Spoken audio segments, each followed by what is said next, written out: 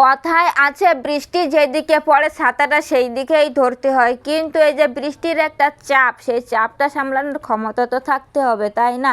আমাদেরকে যে কোনো পরিস্থিতিতে সবসময় একটা জিনিসই শিক্ষা দেয়, সেটি হলো মানিয়ে নিতে হবে, স্যাক্রিফাইস করতে হবে।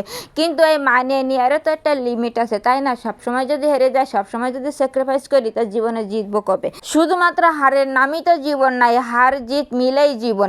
আসসালামু আলাইকুম, হ্যালো ভিউয়ার্স, কেমন আছেন আপনারা? আশা করি আল্লাহ তাআলার অশেষ রহমতে ভালো আছেন। আলহামদুলিল্লাহ, আমিও ভালো আছি। বারবারের মতো চলে আসলাম আজ আপনাদের মাঝে নতুন দিনে নতুন আরেকটি ভিডিও নিয়ে। আমার ইউটিউব চ্যানেলের পক্ষ থেকে সকলকে জানাই আন্তরিক অভিনন্দন এবং মোবারক। চলুন ভিডিওটি শুরু করা যাক। ভিউয়ার্স, আজকের ভিডিওটা শুরু করে দিলাম একেবারে সকাল থেকে। এখানে দেখেন ভর্তার জন্য আলু, বরবটি, ডিম এগুলো নিয়েছি। তা আমার ভর্তা রেডি, তারপরে চাউলটা ধোয়া রেডি। এবার কুকারটা সুন্দরভাবে মুছে নিয়ে নিচ্ছি।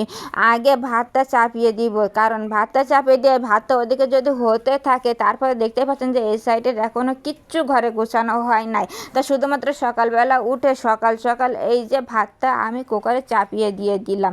তা ভাতটা এদিকে হতে থাক, আর আমি কি করব, এইবার আমি এক নিমেষেই একের পর এক ঘরে সমস্ত কাজ আমি সেরে নিব। তা ভাতটা হতেই থাক, আর তার ভিতরে এই তো যেহেতু এখন বৃষ্টির সময়, তো কাপড় চোপড়গুলো তো শুকায় না, এইভাবে রাত্রেবেলা একটু মেলায় রাখতে হয়, তাহলে সকালবেলা শুকায় যায়। তো সেইগুলো প্রথমে আমি এই তো সব মানে দড়ি থেকে নামিয়ে নিয়ে নিলাম। ওগুলো ওখানে মেলানো ছিল, সেখান থেকে নামিয়ে রেখে দিলাম এইখানে একটা চেয়ারের উপরে। আর এইবার উঠে পড়লাম আমি বেডের উপরে উঠে সমস্ত বেডটা আমি সুন্দরভাবে গুছিয়ে নেব। মশারিটা যেহেতু এখনও টানানো আছে, মশারিটা প্রথমে তো গোছাতে হবে, তাই না? কারণ মশারিটা গোছাতে পারলেই তো আমার অনেকটা কাজ গোছানো হয়ে যায়। তাই তো প্রথমে আমি মশারির দড়িটা সব একে একে খুলে নিয়ে নিলাম। তারপরে এই তো একেবারে চলে আসলাম অপর প্রান্তে, মানে আরেক সাইডে এসে এখানে মশারিটা আমি এখানে রেখে দেবো। এখানে রেখে আমরা সাধারণত মশারি একেবারে ওখান থেকে উঠাই না, ওইখানে রেখে দেয়। তাই এই তো গুটিয়ে সুন্দরভাবে মশারিটার জায়গায় আমি সেট করে দিলাম। আর এইবার আমি একের পর এক বেডের উপরে সুন্দরভাবে গুছিয়ে নেব। তা প্রথমে বালিশগুলো গুছিয়ে নিলাম, আর এখানে একটা কাঁথাও আছে, কাঁথাটাও তো সুন্দর করে ভাঁজ করা লাগবে, যেহেতু এখন বৃষ্টির সময় রাত্রে একটু ঠান্ডা ঠান্ডা পড়ে, পাতলা একটা কাঁথার প্রয়োজন হয়। তাই তো কাঁথাটা নেওয়া হয়েছিল, আর সেটা এখন আমি সুন্দরভাবে ভাঁজ করে গুছিয়ে নিচ্ছি। তা আমি তো একের পর এক স্টেপ বাই স্টেপ বেডটা সুন্দরভাবে গুছিয়ে নিচ্ছি। তা কেমন হচ্ছে ভিডিও জানাতে কিন্তু একেবারেই ভুল করবে না। তা যাই হোক, অবশেষে কিন্তু আমার কাঁথাটা ভাঁজ করা ডানটা, আর এখনও শুধু বালিশটা সরাই দিলেই আমার উপরের কাজটা মিটে যাবে। তা উপরের কাজটা মিটে গেছে, আর এই তো আমি নেমে পড়লাম একবার জাপান করে। তা যাই হোক, নিচে নেমে পড়লাম। নিচে নেমে পড়ে এইবার কি কাজ, এইবার হচ্ছে বেডশিটটা একটু সাইজ করতে হবে, আর একটু ঝাড়ু দিয়ে সুন্দর করে ময়লাটা পরিষ্কার করে নিতে হবে। তা সেটাই করতেছি। এই তো সুন্দরভাবে আমি বেডশিটটা টেনে টেনে একেবারে টান টান করে সমান করে নিয়ে নিলাম, আর এই তো ঝাড়ুটা দিয়ে সুন্দর করে একটু ঝাড়ুটাও দিয়ে নিলাম। তা আমার এই সাইড দিয়ে হয়ে গেছে যতটা করা সম্ভব। আর এখন কি করতে হবে, এই তো আমার টেবিলের ওই সাইডে চলে যেতে হবে। ওই সাইডে চলে যেয়ে তারপর আবার ওই সাইডটা সুন্দরভাবে করতে হবে, তাহলে আমার পুরো খাটটা একেবারে ঝাড়ু দিয়ে ক্লিন করা হয়ে যাবে, টান টান হয়ে যাবে। আর জানেনই তো যে বেডটা গোছানো হলে মনে হয় ঘরের ভিতরে অর্ধেক কাজ গোছানো হয়ে গেছে। তা যাই হোক, আমার বেডটা কিন্তু গোছানো ডান। এবার ঝাড়ুটা জায়গায় রেখে দিয়ে দিলাম। ঝাড়ুটা জায়গায় রেখে দিলে এইবার চলে আসতেছে পরবর্তী কাজে। পরবর্তী কাজকে এই যে কাপড় চোপড়গুলো এখানে রাখছিলাম না, প্রথমেই এনে সেই কাপড়গুলো একে একে ভাঁজ করে আমি আলনায় সুন্দর করে গুছিয়ে রেখে দিব।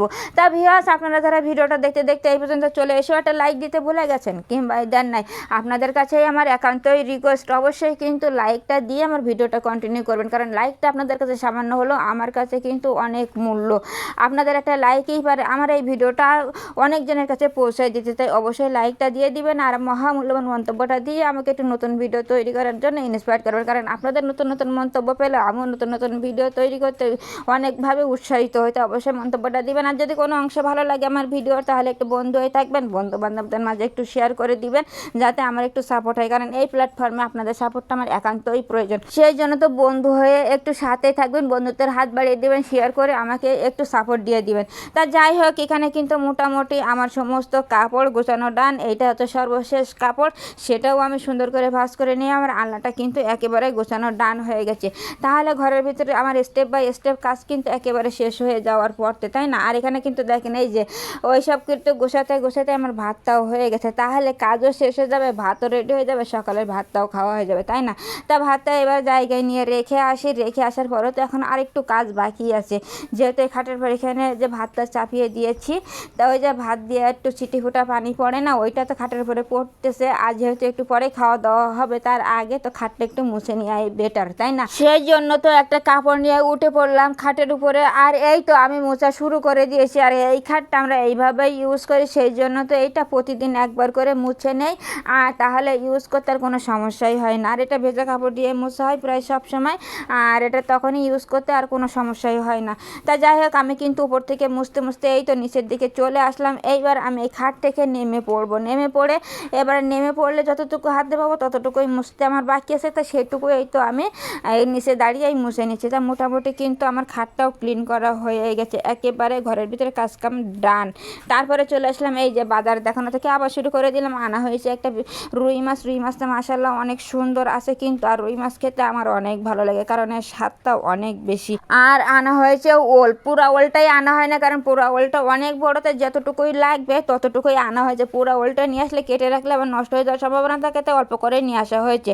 এবার চলে আসলাম রান্নায়। ওই যে সেই মাছটা কিন্তু কেটে বেছে যে কয় পিস আমাদের প্রয়োজন সেই কয় পিস সুন্দর করে ধুয়ে এই তো ম্যারিনেট করে রাখা হয়েছে। আর এক তো ফ্রাই প্যান হিট হয়ে গেছে, আর ফ্রাই প্যানে এক এক করে অ্যাড করে দেওয়া হচ্ছে।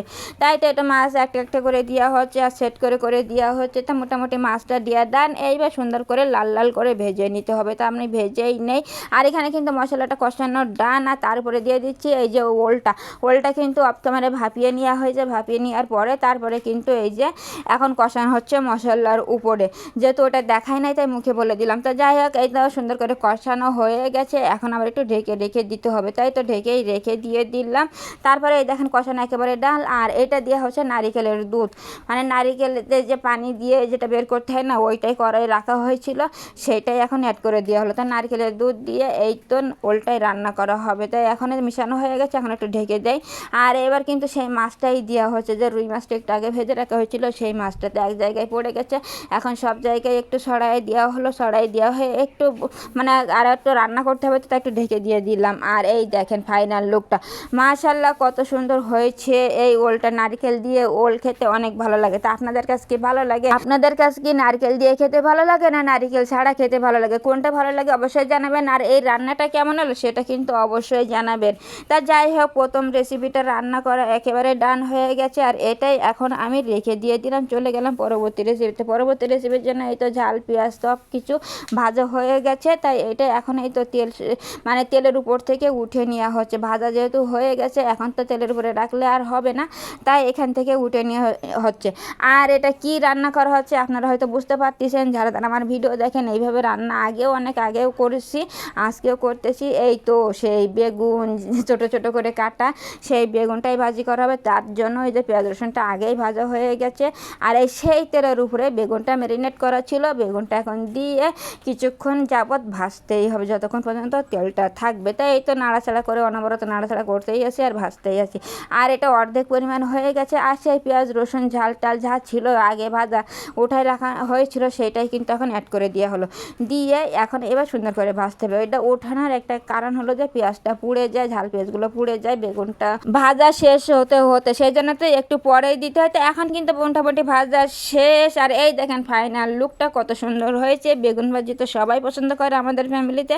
আর আপনাদের কেমন লাগলো অবশ্যই কিন্তু জানাবেন, একেবারেই ভুল করবেন না। যদি এটা মিস করে থাকেন অবশ্যই করে খেতে পারেন, খুবই মজা পাবেন, আমি গ্যারান্টি দিতে পারি। তা যাই হোক, সব মিলে আজকের ভিডিওটা কেমন লাগলো অবশ্যই কিন্তু জানাবেন। ভালো লাগলে বন্ধু হয়ে থাকবেন। এই পর্যন্তই, আল্লাহ হাফেজ, আসসালামু আলাইকুম।